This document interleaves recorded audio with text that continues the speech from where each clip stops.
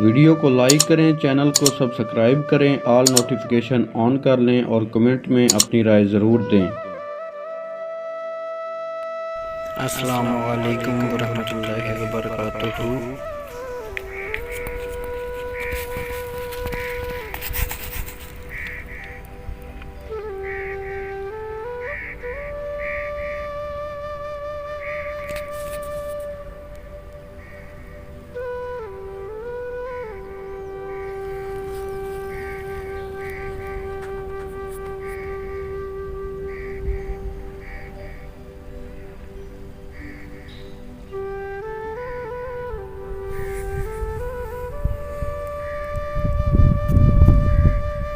अस्सलाम वालेकुम नाज़रीन, यहाँ सागर भाई काम करते हैं और यहाँ रात को काम करके उसके बाद फिर घर चले गए थे। अब यहाँ आए हैं कुछ पढ़ाई करने और पढ़ाई करने के बाद फिर घर चले जाएंगे और रात को फिर आएंगे।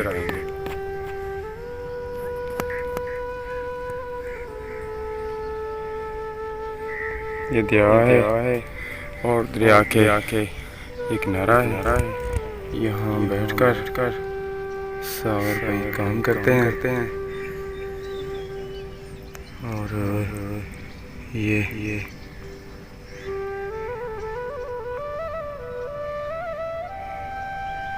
देखें ये दीवे हैं और इन दीवों में बत्तियां लगी हुई हैं और ये न्याज में भी है और यहाँ बहुत इंतजाम बेहतरीन किया हुआ है और